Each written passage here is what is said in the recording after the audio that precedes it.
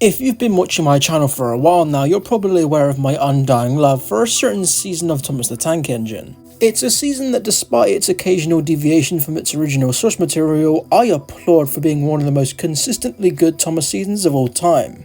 Some episodes, like Tender Engines, are definitely sloppy adaptations, but they never feel out of place in the season due to its habit of having loose adaptations and completely original stories, some of which even being taken from magazine stories. It's with this being said that I bring your attention to another Thomas season that, at least in my opinion, took great aspects from every season that preceded it without considering the effects it would have on the flow of the season itself.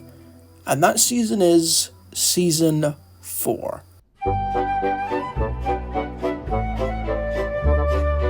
Now, let me be clear, I love Season 4. For all of its faults that I'm about to list, I firmly believe that this season has the highest peaks of the entire series. It's just that I feel the season on the whole is pretty flawed. Anywho, let's get into it. If you ask me, the thing that holds back Season 4 from being the best season of the show is its inconsistency. Let's take a look at the previous 3 seasons. Season 1 is easily the most coherent and straightforward season of the show, and I love it for that. There's no side missions or unnecessary episodes, everything has a purpose and is paid off. Season 2 is an interesting one because it has a fair few self-contained episodes, but there are little pieces of dialogue sprinkled in that connect them to future episodes. For example, after Thomas's crash in Thomas Comes to Breakfast, Topham says this. "Meanwhile, a diesel rail car will do your work." And in a later episode, guess who shows up? Percy and Toby were worried. Thomas's recent accident had caused a great deal of trouble, and Sir Topham Hatt was waiting for them with important news. Here is Daisy, the diesel rail car, who has come to help while Thomas is indisposed. Season 3 is a completely different story. More or less, every episode in Season 3 is self-contained. And while some people think that's a negative thing, I think it's fantastic. Because instead of trying to do both like a certain season that we're going to bring up in a minute, Season 3 at least owns the fact that its episodes are self-contained and completely runs with it with full confidence. But with Season 4, it tries to be Season 1 in the first half, but then it changes its mind and becomes Season 3 in the next. To explain this a bit more, the first 15 episodes of Season 4 are extremely interconnected, and all either take place on the Skarloey Railway or are centered around the Skarloey Railway characters. And I love it. Not only are these episodes just really damn good, they also feature a really nice framing device for the first 3 episodes, where the stories are told through characters like Thomas telling the stories to his friends. I love how they ease the audience into these new characters. Like I said, the first 3 episodes contain framing devices with characters we know, but then they slowly get phased out, and in episode 4, they open with this. Duke is the hero of all the engines. This is a story about him.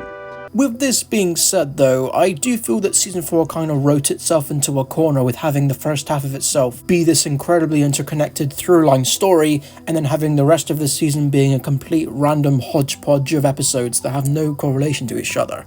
Now, this isn't to say that Season 4 didn't try to make the transition from narrow gauge engine stories to standard gauge engine stories feel natural. I actually appreciate that they attempted to do so, with Stepney being the driving force of this, with Rusty finding him on the mainland in the final narrow gauge episode, and then his story continues into the next episode with the standard gauge engines. And the thing is, this could have been a perfect transition if it weren't for the fact that they completely forgot about the narrow gauge engines after this point. After this one scene with Rusty at the start of Thomas and Stepney, nothing. Not one mention. And I'm not saying that they should have played a huge role in the second half, just give us something, you know? On the topic of the second half of the season, let's talk about that a bit more in depth. What actually happened here? The Stepney trilogy is good, for sure, they get a pass. But Henry and the Elephant? Now? This episode never really resonated with me. I think it's the ending that really annoys me. Henry gets sprayed with water by the elephant and then gets upset about it because James and Gordon are teasing him. And then Thomas says this. Never mind, Henry, murmured Thomas.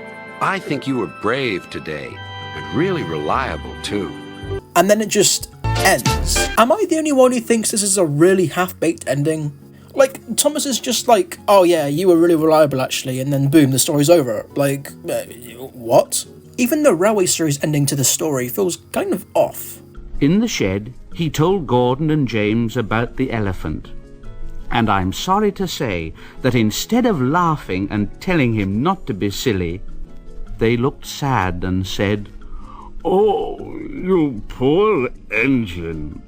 Oh, you have been badly treated, haven't you?"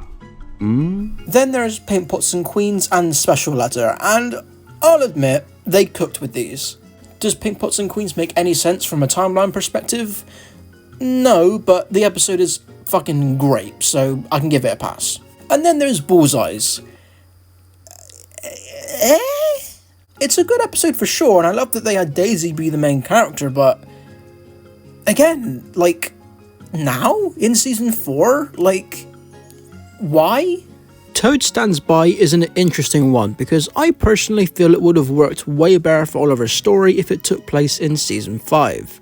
I can't put my finger on why, but I feel like having him be absent for a season and having him come back mended in season 5 would have felt way cooler.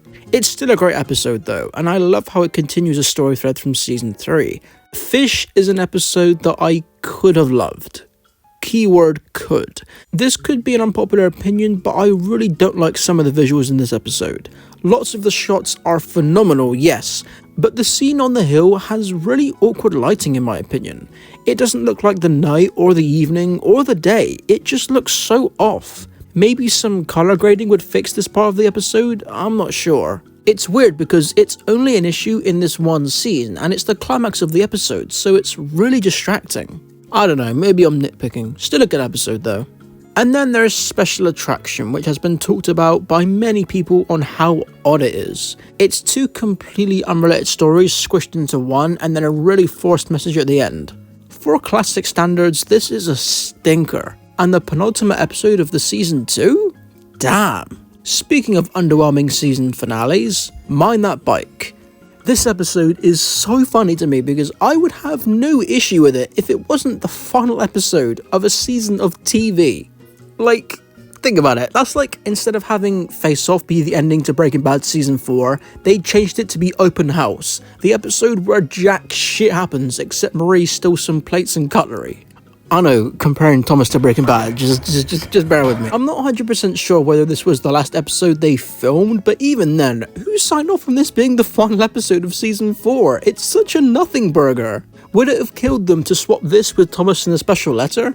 I think all in all, season 4 did too much in the first half without considering what the second half was even going to be like. It really does feel like Britt and David were scrambling to reach the 26 episode quota in Q2 of the production. Like I said though, for all of the season's faults, season 4 is still great.